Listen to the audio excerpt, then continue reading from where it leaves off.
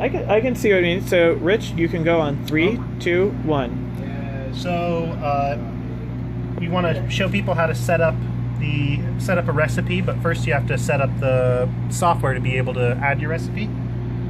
So go to BrewTroller.motelrich.com. We have that set up so that it can work against the internal IP addresses of the machine. We know from looking at the iPhone that the IP address ends in 162, so it's 192.168.1.162. So you want to add a host here under address that is BT and then that number 162.brewtroller.motelrich.com. And if the IP address of the machine changes, just put in the fixed 3 digits here, and that's it. You're set up. So if you go click on monitor, you should start to see that we have, temperature readings that look about right. You know, the amount of water that's filled looks about right. Everything should. Oh, you know what? Would you turn? We're back. Okay, so you should see some temperature readings, some volumes. Any of the program settings that are on. You can see that it's add grain is on, spargin is on right now. All of that. You had mentioned if your IP address changes, how would we know what the new IP address would be? So the easiest way to get you can log into the router and find it that way. I do that sometimes if I don't have an iPhone around. If you have an iPhone around, it's Bonjour enabled, so the iPhone, the BrewTroller software for the iPhone will just find the IP, and I get it from there too. So if you do have an iPhone, fine. If not, log into the router. It's probably 192.168.1.1 or 1.255, I don't know. But iPhone's definitely the easiest way, and it doesn't change that often, the IP address, but if you leave it off for a long time and people are using their laptops or whatever, you'll get a different number every once in a while. Yep, so this just gives you a status. You can't really actually click any of these from this screen, but it's good to have a view of this. I don't like to leave this on while I also have an iPhone on. Something about the software kind of seems a little bit odd if I have both polling the microcontroller at the same time. But this is where you would want to configure your program. So we're configuring a dry Irish stout. You basically got to pick a number. We filled all of our numbers for our program, so we're just going to start back at the beginning. If I could ask people not to overwrite just clean cycle. Yeah. Leave clean cycle alone, but the other ones, just go through them again. I'm taking over the spot number 1. You can always put it back, when you do a next brew. I'm taking over spot number 1 for this dry Irish stout recipe.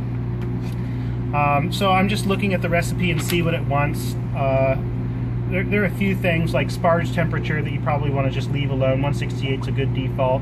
Hot liquor tank, I like to have it a little bit higher than everything else. So 170, I think 178 is pretty reasonable for this particular setup. So just change that to a 8. Batch volume, in this case we're doing 3 of these 5-gallon recipes, so 15 gallon. So the grain weight is 27. You take the grain weight, so here this recipe is 9 pounds of grain, but we're doing 3 at the same time, so it's 27 pounds of grain. Standard boil time is 60 minutes. If you want your to get like a better extraction, sometimes you'll brew longer, or you'll boil longer, so you could do like a 90-minute boil or a 2-hour boil. That'll just boil some of the extra water off, and you'll get a stronger brew. But I think for the Irish stout, 60 minutes is probably good. And you have to wait less time too for everything, so it's better now that it's getting around. It's about 6 o'clock.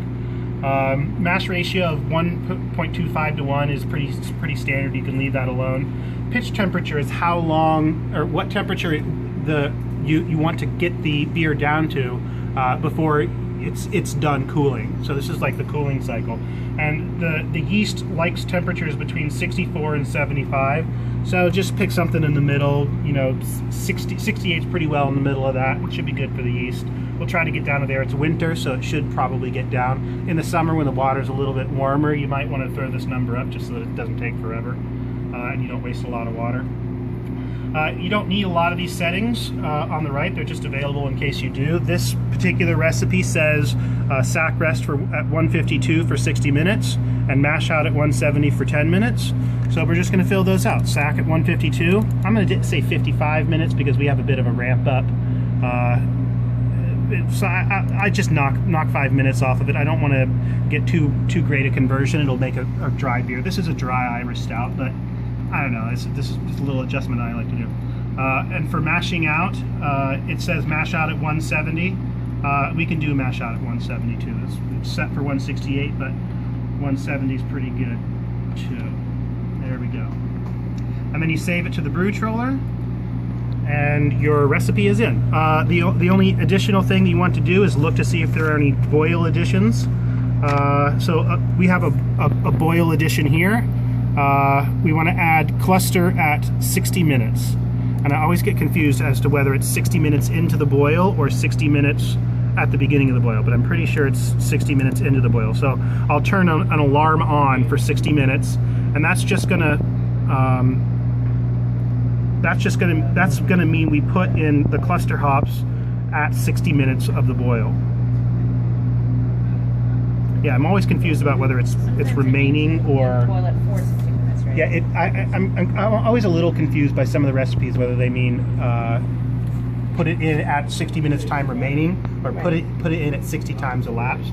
I'm gonna guess that because this is a dry Irish stout, probably at the beginning you probably want to bitter it. Yeah. So I'm gonna say at boil. I think we can check too with the recipe.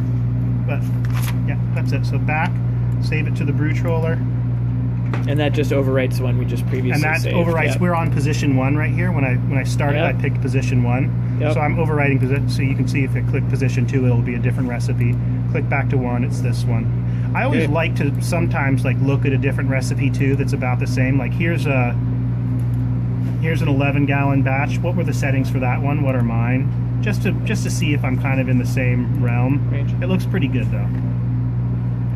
And that's it. This is really all you need this part of the software config for. Just so you can do all of this through the BrewTroller menu. It's just Sure. a lot more work. That's it. Okay, cool. Thank you.